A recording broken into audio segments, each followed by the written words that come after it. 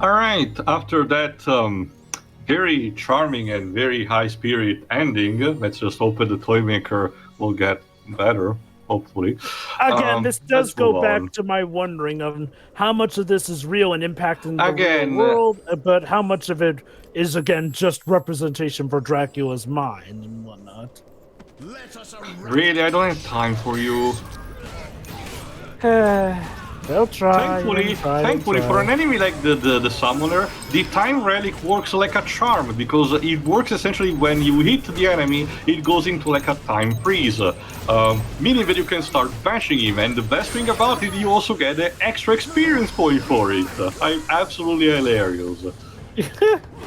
Oh, thank So you. we can't just rewind time and then kill them as soon as they Unfortunately, arrive. no. Remember, the hourglass works on a local level, just for the enemies that you beat, which is, like I said, it's perfect to circumvent enemies that have like high defenses or close to teleport around you.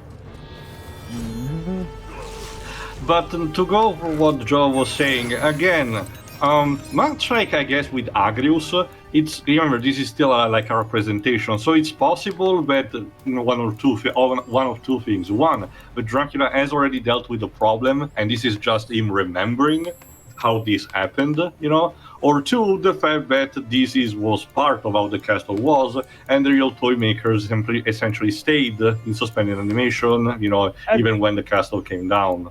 Again, I personally like to believe that this is stuff that, it's momentarily taking Dracula back to moments in the past, so that effectively he is solving these problems legit. Keep in mind, it's still not time travel, actually.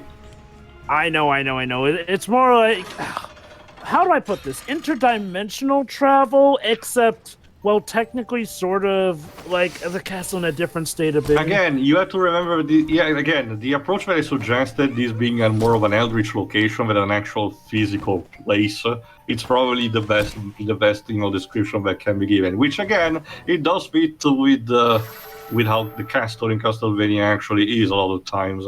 Which does take me to another theory. I wonder, Tio, if a lot of the stuff we're accomplishing in, the mystical version of the castle as it is now. All right, Trevor, are you finally happy? No. It needs to be fully completed, Father. Yes, I'm about to give the fucking fragment. I wanted a chocolate donut. Another piece. Why do I get the feeling he's not really his son? There are still some missing pieces. There is one other piece, and I know who has it. But he isn't here in the castle. Where is he, son? Close your eyes. Gabriel is trying so hard. God damn it. Hey, he's having some good father-son bonding time. He's trying. This is all hallucination, right? Again, it's not explained the best. No. All right. I hope Zobek is actually not minded much our absence. Things crazy. Again, remember, the transitioning is represented by the real world readjusting. Again, kind of like in Silent Hill. I don't know if I said this before, but I honestly do wonder if the main reason for the whole transportation between modern and mystical past setting, for convenience sake, let's call it past setting. Mm-hmm. I'm pleased to see you again. What happened to you after you destroyed the acolyte? I lost all trace I of was playing with my son, okay? Zobek could actually not sense Dracula's Attending presence. to my own affair. Which suggests he did go somewhere else. But of course you have been away such a long time. You have no idea. So, on to the next target then. Everything appears to be in order, sir. The other acolytes will know one of them is dead. That is true. Indeed. But they don't know who was responsible. That's good. I'm sure word will reach them That's soon. bad. I have little doubt Can I go home now? that they will discover who it was before too long. I'm afraid that they already suspect you have come out of hiding. Ooh, that's bad. Even as we speak, a powerful presence searches We need for more you good in news. your little hideout in the church. Someone is searching us. An envoy of the acolytes, I believe, though I cannot be certain. I'll go and see for myself. It's my house after Whoever it all. is may lead us to them. Just Accompany him. don't kill the guy. No, I don't need it. Ooh. Ouch. Yeah, this isn't a co-op game. A good thing. It's a good thing that the lieutenant is probably just these undead serial killer, so he probably doesn't have feelings. But yeah. Like I said, Yeah, you can again, go on, Drova, because there will be a lot of gameplay in this part. Go ahead. like I've said, I think I've definitely come to the conclusion that the most frustrating thing is, again, the lack of explanation with the whole Eldritch Abomination Castle thing. I'm beginning to really get the idea that a lot of the stuff done in those past segments was stuff they were maybe planning to have more fleshed out, say, over across a series of games that would eventually lead to this. And I'm guessing that for this game, they probably originally intended to have, like, the bulk of it take place in the modern setting as opposed to having stuff divided. Yeah, that's something that I speculate as well, Drova.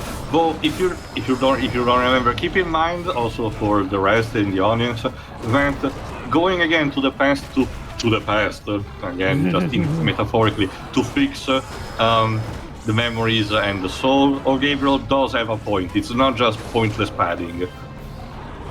Oh, It yes. actually all comes together in the end. There's definitely a point. Again, I like to believe that he actually is, well, okay, maybe it's not entirely the past, but because of his actions there, anyone who was stuck in that castle at that point in time is affected for positive or negative by his actions. It's also not helped potentially by the fact that we get like a Prince of Persia Warrior Within situation, where Gabriel doesn't really express how he feels, every time he returns, because, the only people he has to talk with are Sobek, and he's not exactly happy to talk with him. They used to be business. They used to be such great buds in the first game.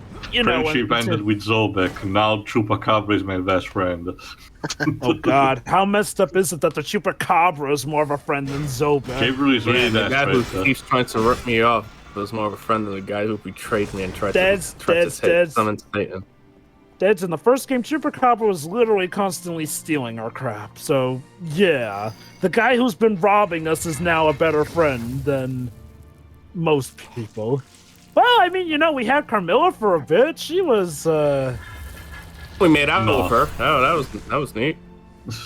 Until she poisoned us. Yeah, Wasn't very I guess nice, it's was it? nice of her. No. But in I the just wanted to end, kiss you. I wanted to kiss you, then you kill me? How dare you? you know what? In the end, though, she saw things our way.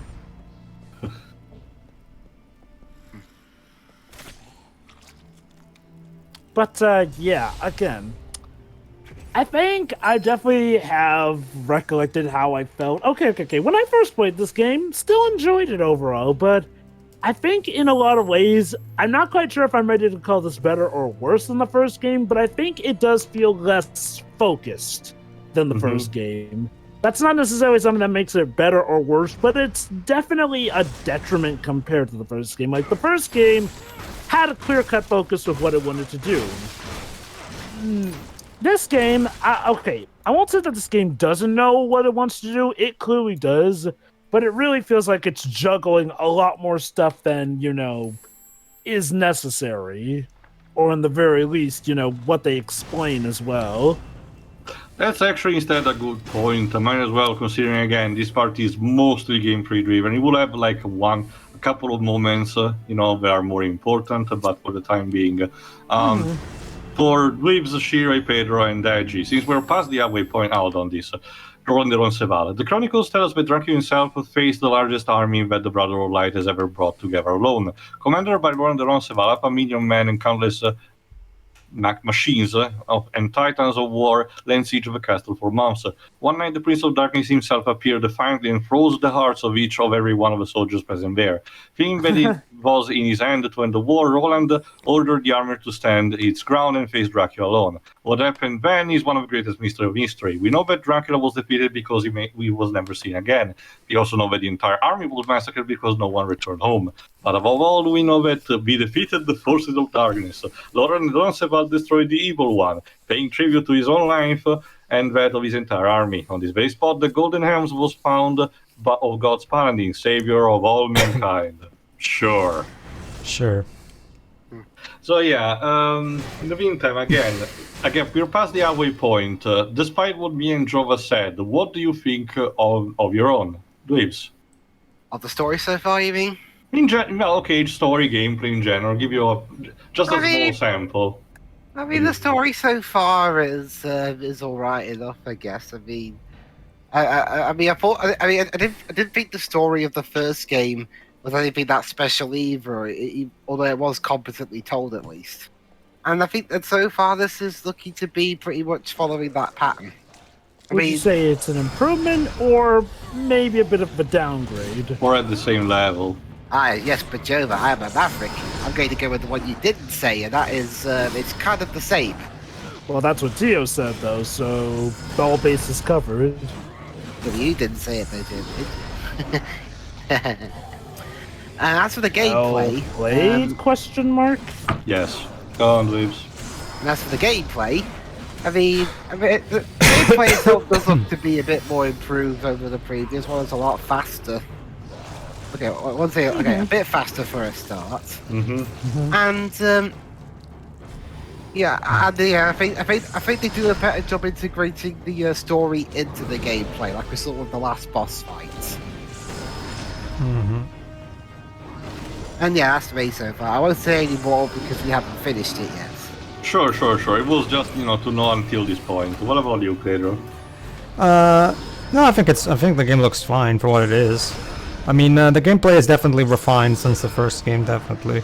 And the story, I don't really see any point in comparing the two stories, to be honest, because I feel like this one is just trying to go for its own thing, its own tone, its own unique direction. So honestly, I think it's just fine. It's just a companion piece to the first one. What about you, Shiri? It's much less bizarre than I expected it to be from the preview that we got. Otherwise, it's pretty alright.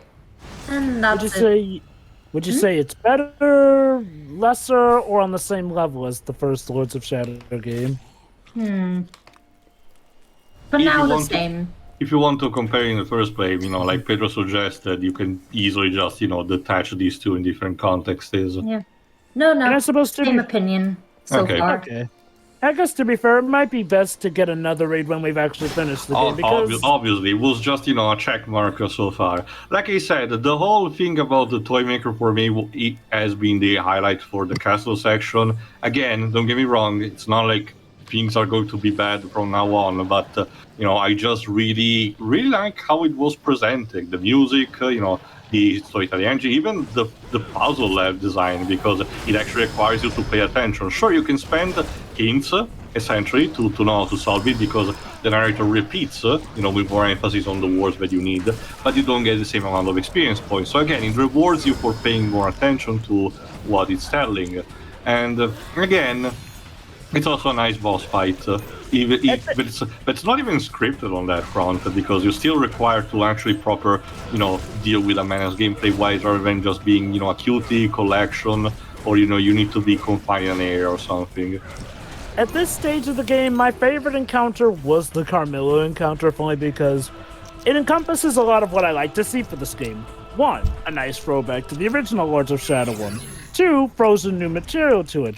3, adds in a bit of a lore and different take on the character, as well as seeing another side of it and whatnot. Like, I think, aside from Toymaker, I think Carmilla is probably the most fleshed out of the encounters we've had from the castle so far. Which also, it's a good point, because we didn't mention it. Keep in mind, it's not like a thing that's for the rest of the game, don't worry, but so far, the only real boss that we had in the modern setting was Rise of Volkova. And sure, you can count also your acolyte form as a separate one, but that was pretty much it. That's mostly because you spend actually a lot of time in the castle in order to retrieve Dracula's powers, and the bosses are tied to the powers we need to get. Which, you know what that means to you? It's Assassin's Creed syndrome to an extent. Oh my god, it kinda is. I mean, not as bad, but think about it. I mean, well, a lot of people do agree the weaker part of this game is unfortunately the modern setting. Not because it's mainly as dull as, say, Assassin's Creed, but because when you get down to it, a lot of the actual memorable stuff does mainly happen when you're in the castle in its prime form. It's also a good thing, though, that in this case we have the same character going around instead of having the case, oh, the character of the past is much cooler than the one of the present, because seriously, I don't like what the series did to him, but Desmond Miles was not the best protagonist that the new generation of console back then was in need of. I think the problem was what they ultimately chose to do with him. Like, just make him not better. Just that, and what they did to the franchise as a whole. Because after 3, the direction that the modern times stories of Assassin's Creed has gone through is baffling to say the least. Because we control literal who's that have no personality to speak of. Sure, we do get a glimpse because of the actions that they have, that they actually perform. But the best bit we get is that one of them is an employee at the Abstergo, now being essentially Ubisoft parallel, and the others are jackasses who are playtesting their games. But that's it. That is it. We just know from things to this background what's happening between the Templars and the Assassins. But again, that is it. We don't really have a central figure anymore in the present. And that's just the plot stuff. Like, okay. Yes, the meme about Assassin's Creed 4 is that essentially it was a pirate simulator with Assassin's Creed elements, but at least you could argue it still had enough of the Assassin's Creed elements, and at least the character, looked like an Assassin's Creed character. As of where we are now, with freaking Vikings of all people being assassins, Vikings of all people, and the character is literally a demigod. Like, yeah, magic is now all fully a thing in Assassin's Creed. Again, keep in mind, the artifacts of Eden were already like supernatural elements, but they were explained to be technology from the old civilization that had enslaved humanity. Essentially, if you don't know, it pulled kind of like of a Stargate and imply that mankind was dumb, but only gained knowledge because they stole technology from this older civilization, and that's why we kind of treat them as gods or something like that. Sorry, go on. As of the Assassin's Creed game that has to do with the Spartans. I believe they're actually before that, even Origins had that. Yeah, starting with Origins, the Egyptian game, they started introducing actual mystical elements that are not actually tied to the technology of the old civilization. Although, the thing of Origins, people like the game. The caveat being that it doesn't feel like an Assassin's Creed game. No, that's the general consensus for all 3 of them. Origins, Odyssey, and Valhalla, felt good, action-oriented adventure games. Rayman, just not really. Mario, and that indie game. Hold on. Okay, I don't have time for you. Please. Oh my god, are you serious? An entire battle tank. The joke is Rayman Origins, Mario Odyssey. Wow, and, wait. Valhalla. That battle tank looks the like military industry designed a number of tools of death to give their troops a greater tactical advantage, but few are as twisted as destructive as a riot mech. The operator of this enormous 2-legged tank can use a combination of flamethrower, grenade launcher, and high-caliber machine gun to defeat a battalion of 100 men armed to the teeth all by himself. The thick armor prevents... What the fuck? This is not like Riot Defense Police. Jesus Christ. Also, this flamethrower, grenade, and machine gun. This thing looks like a robot from Sucker Punch, specifically I was going to say Titanfall. I was actually going to say it looked like he came out of Final Fantasy VII. And since this is Konami after all, I was going to mention instead the Ancient Gear archetype from Yu-Gi-Oh. Huh, that too. Well, to be fair, Yu-Gi-Oh has its own share of the mechs of different kinds, so I literally just pick one, but could be literally anything. Anyway, the strategy with this is to peel away his armor thanks to the Chaos Gloves, just in different places, and then tear apart. But watch out, because like any good, spawns for mechs, it also has a self-destruct sequence where you need to be careful of the little shit. Anyway, go on, Jova. What were we on about before we paused? The fact that, Oh, again, right, the Assassin's Assassin's Creed, Creed, the Assassin's Creed starting with Origins have kinda jumped the shark in their own context. Like, okay, I don't get why Ubisoft are so stubborn about Assassin's Creed to the point where they don't do the obvious things. One, just get rid of the modern settings at this point. Actually, did they get rid of them by the time of Valhalla? No, it's still present. They're still a thing.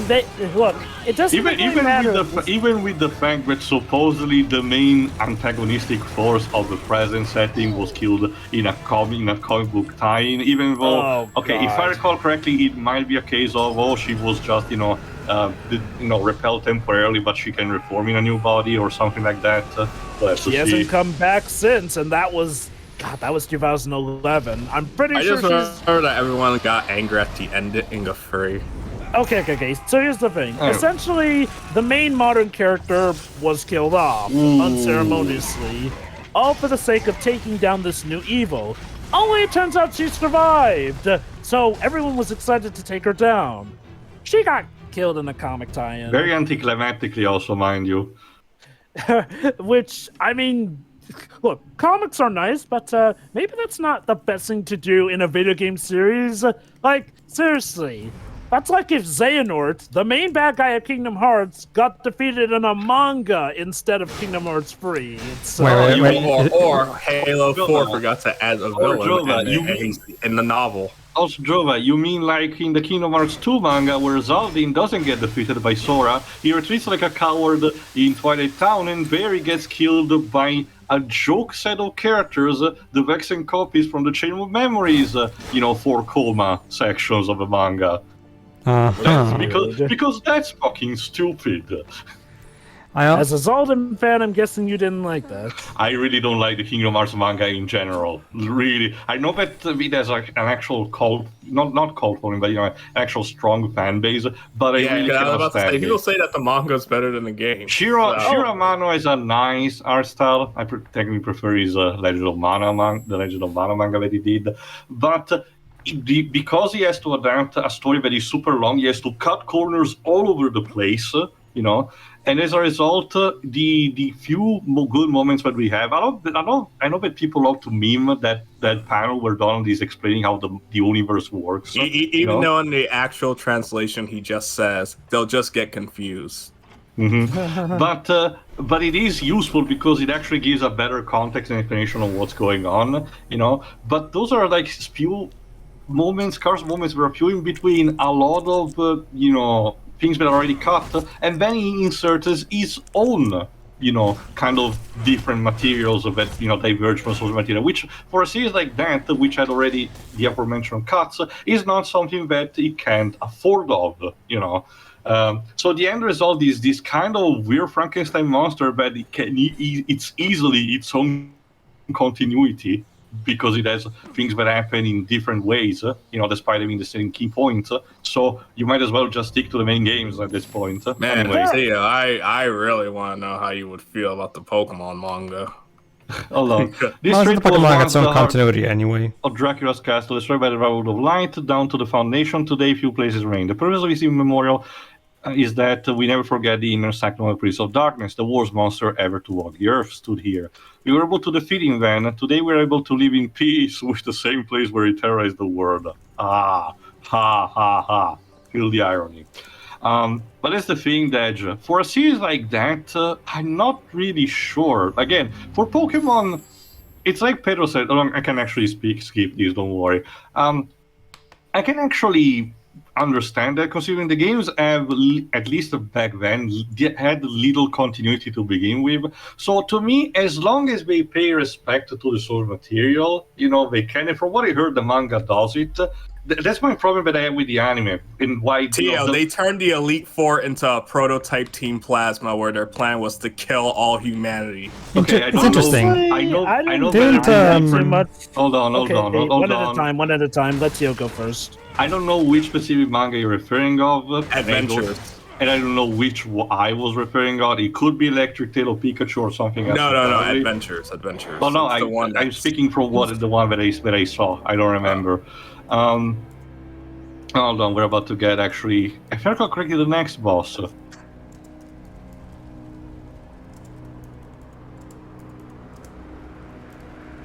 Ah, the towns of Castlevania City, quaint as Oh, always. speaking of Assassin's Creed, and who you might be. Okay, bit of trivia behind this character, but I won't spoil it yet. Yeah, we're no worry. We'll have our fair encounter with him. Pansy. Seriously.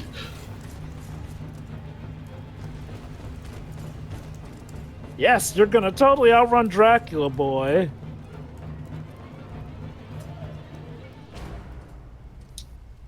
So, you come around often?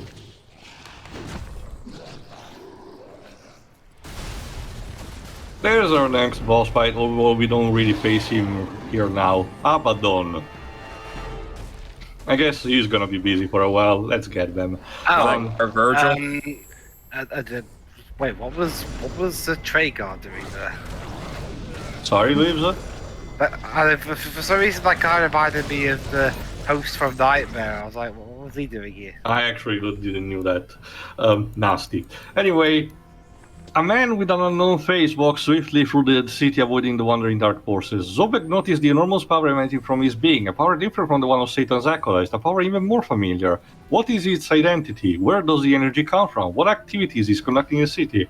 Soon there will be an answer to all of these questions. Interesting when we got an entry for this. Again, can I just say this? Really surprised that the game didn't get ahead of itself and just reveal who it was, you know? I guess it really is just like Deadly Premonition, it's all over the place. Some things do not get spoiled, others do. Anyway, Again, I still love how in Mirror Fate they literally spoil who Mystery Man is from that moment. yeah. Anyway, again, to keep going, this is the reason why I really cannot stand the anime the more I go through, because they really only care superficially in adapting the games. If I recall correctly, they got better with it by the time of the Sun and Moon, XYZ. Even before, not entirely and Diamond and XYZ. Pearl as well. I was also mentioning, ending League aside that is being mean to death. Ash's behavior through the X and Y season, the Kalos season, actually was much more competent and a much better received than what happened in the Unova region. Jesus Christ. Okay. So, oh my God. They were the reason why he acted stupid, and it was only for the first season. It's because they were trying real hard to capitalize on. You know how Gen 5 was start from a new beginning? Mm-hmm. Yeah, that's the reason. Which because when you get down to it, Black and White is basically what would happen if the original series was made today. Which entailed Team Rocket being more evil? Okay, you know what, Ahmed? I actually like that. I know. I'm just trying to follow what the thought process that Deji mentioned from the developers, applied into that. So here's the thing about Black. But again, I'm getting to the point. With Pokemon, like I said, it's something that if there is a manga that can potentially diverge from the source material, but can stay, like Pedro said, true to it, at least in spirit, I can get behind that. I unfortunately don't know much to say, but with Kingdom Hearts it's really a fucking mess. It's not even just diverging; it's literally just cutting things away and then diverging. It's simply the fact that you cannot be allowed to do that for that kind of context. There are some people who do argue that the manga does do elements of a story better, Kyrie. But that's hard to do. Well, I mean, no, Kairi's legit a badass in the manga. Again, which is like that's hard to do. Also, again, I'm not completely heartless on that. Some of the interaction. Sorry, that wasn't intentional. Some of the interaction between the organization members in the Chain of Memories manga are nice, but that's mostly because, again, they do reflect events that were happening at the same time. So it's not diverging on that. Instead, it's just expanding a bit. So in a sense that, the game mentions that Vexen, Larcene, and Axel were like best buddies until Axel decided, got revealed to be basically the white fly and, trying to betray everyone. So we get like a scene where Axel and Larcene are literally partying with chips and stuff. Which is interesting. I have it like this. The manga ain't perfect on its own, but it's one of those situations where there's definitely enough good where I think the definitive way to do it would have been to combine elements from the games and the manga's take on the Now, plot in I general. also wonder if it might have been a problem with Square Enix giving a limited, number of issues for sheer amount to go through. I don't know actually. That wouldn't surprise me. But it might have been the case on that because, again, I don't know how generally the chapters were collected because I still do have them.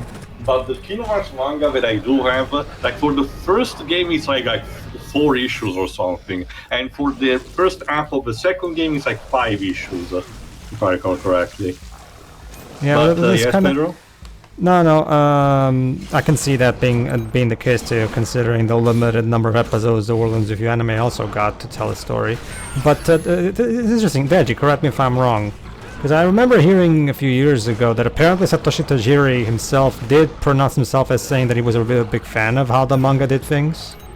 Yeah, that was in the beginning, and that when it first started. So it's like we don't know what their opinion is now. Mm-hmm. Because even Junichi Masuda is like, man, can we make this a game? And it's like, yeah, how'd that go? Well, that's the thing. Well, that's the thing, Dej. The fans did it themselves. I already have it. I haven't started it yet. No, I'm just saying, like from his perspective, it's like, oh, you want what? If that's what you want to be like the games, it's like, well, what happened with Sword and Shield, buddy? That is also true. It's also weird when it comes again to Square Enix and its manga division because yes, we do have one. Because for some of its original series, mainly Full Metal Alchemist and Soul Eater, they did actually treated the respective mangaka with at least some kind of degree of respect with the mangakas and allow them to do things their own way. Give them the type of issues they want. Mind you, Hiromu Arakawa did mention that, if I recall correctly, wrote part of the story of, part of the chapters of Full Metal Alchemist while she was pregnant, apparently. So she actually had to go through despite the period. But as far as I know, at least for those original properties, Square Enix treated the manga division better than the licensed property. I actually don't know. Square Enix recently, I don't worry, I'll ignore also this. Square Enix actually allowed an actual original Final Fantasy manga recently, but I haven't read it yet.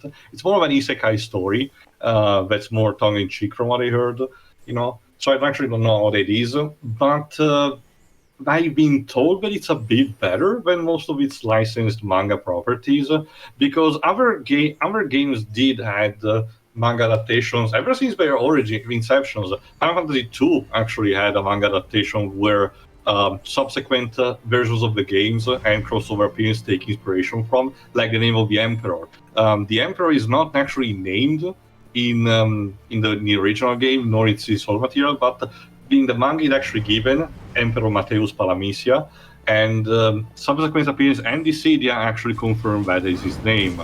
So it's something that Square Enix, even back when it was Squaresoft, has been doing from the past and pays some degree of attention to an extent, but it seems to be inconsistent. Anyway, go on, Trevor. Back to...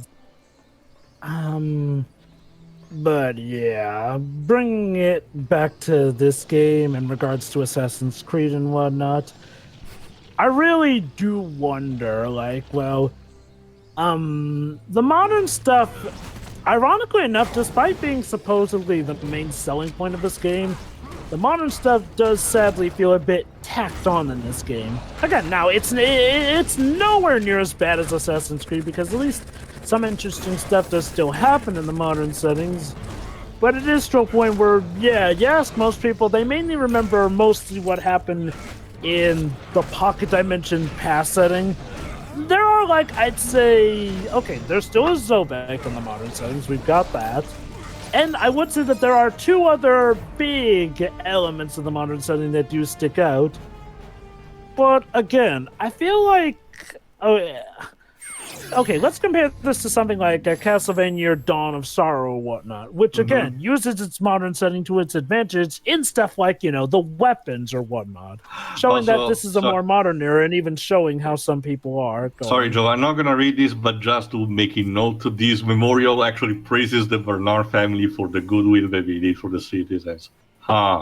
Really? Right. Is this like that statue in Bristol that got pulled down? I actually don't know that. But, basically, there was this statue in Bristol up until last year that was up as that was heralding this guy as a patron saint of the city.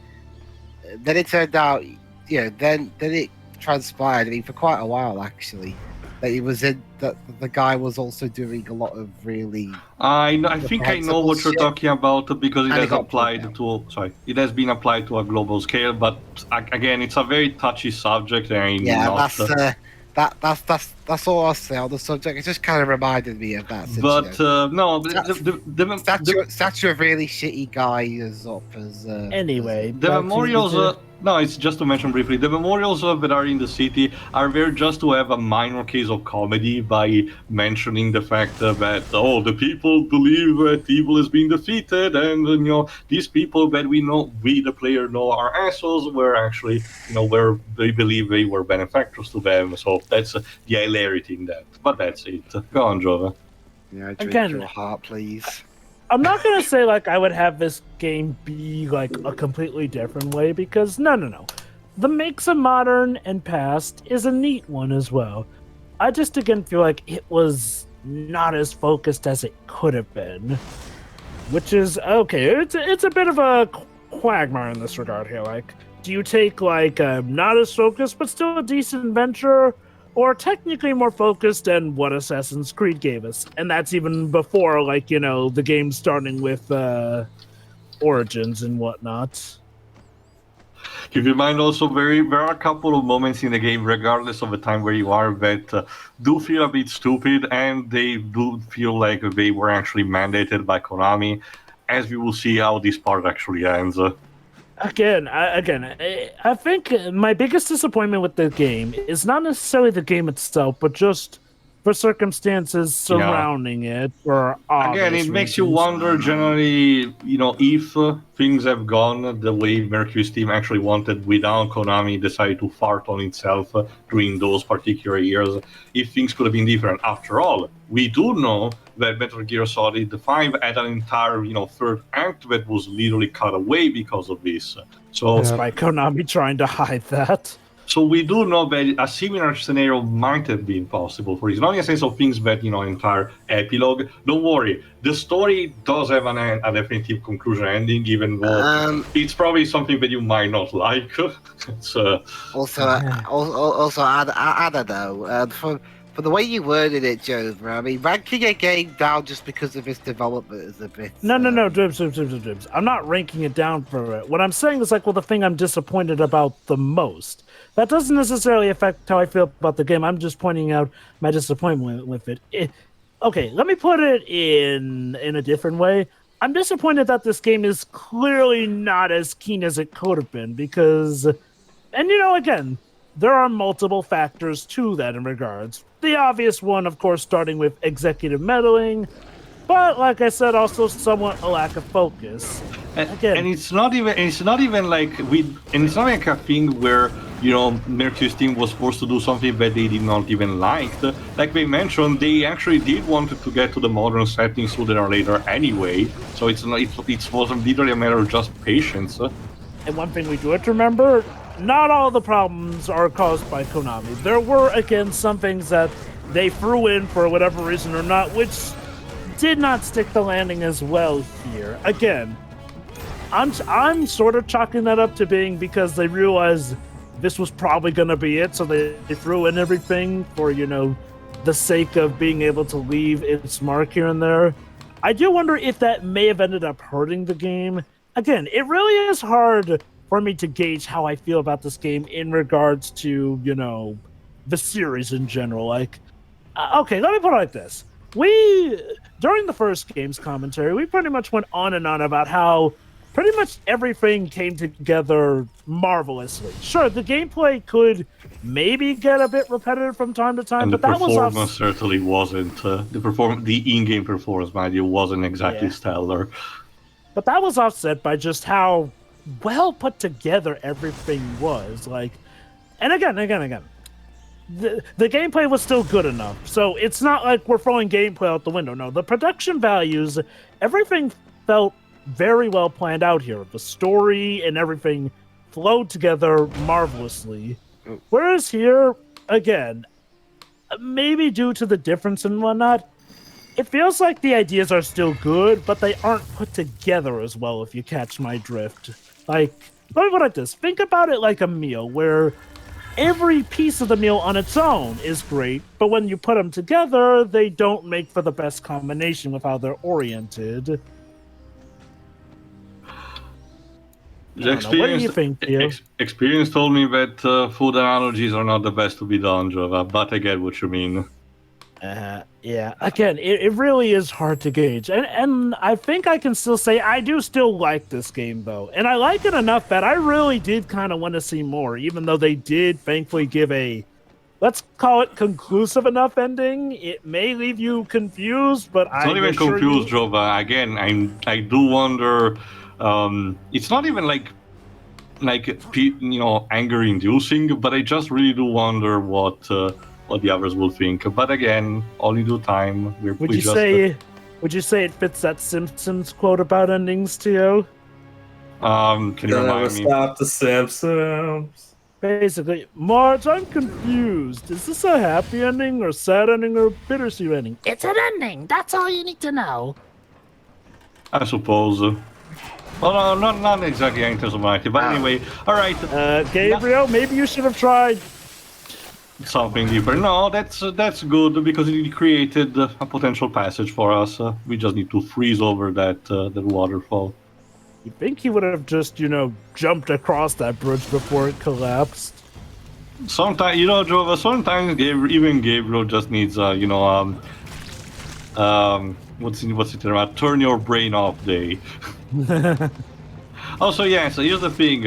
If you have an encounter, you pretty much cannot escape it because the enemies will at that point use some kind of ranged weapons that will inexplicably be super accurate no matter where you are. So it's basically the game telling you, no, you cannot leave, fucker, get down and finish the enemies. But thou must, you. I mean, not much of a problem. These were easy pickings anyway, as you've seen. It's just I wanted to didn't waste much time, but there's that. But yeah, no, I mean, I'd say this is still a competent game. It's just that I feel, okay, maybe it was an advantage of being linear, even though, again, I am glad that they brought more the open world nature back to this game. All right, there we are. But I do wonder if maybe the fact that everything was given segment by segment in the first game did help with their planning a bit more. Again, who knows? Mm-hmm. But that said, maybe it's because of how you've been playing. If I recall correctly, I feel like, we still have a lot of points where stuff is segmented to doing this or that in that regard, right? Yes, actually. Again, I try to pace the parts, in a more effective way. But yeah, that's the thing with this game. Even though it does boast open world and, do stuff in your own order elements, it does take a while for us to truly get to that point in the game. All right, I think I'm about to show it. All right, get this. Dracula has to reach, the other side of the street. The palace is on the other side of the street. So watch what he is about to do actually to get on the other side. First, we need to actually clear the passage here. He shuts off the game. Metal. He shuts off the game when he's on the other side. No, but actually we need to activate the electricity. Well, I mean, he does switch something off, so. If I was right in one regard. Yeah, I don't have time for this. See ya, suckers. Aha! And now we just need to. And now we have a prompt where we need to put fire on a gas tank. Gabriel, what are you doing? Employing jackass logic. I'm Gabriel Belmont, and this is Jackass. This is probably gonna work just as well as Tintin stuffing a dynamite inside a rhinoceros body.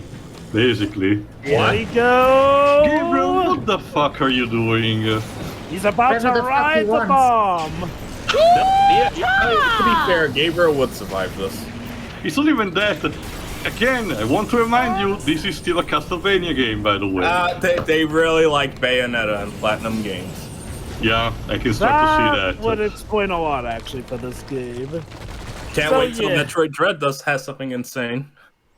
Well, we already seen the trailer, but it might be the case. Anyway, tune in next time where we catch up with the mysterious hooded man.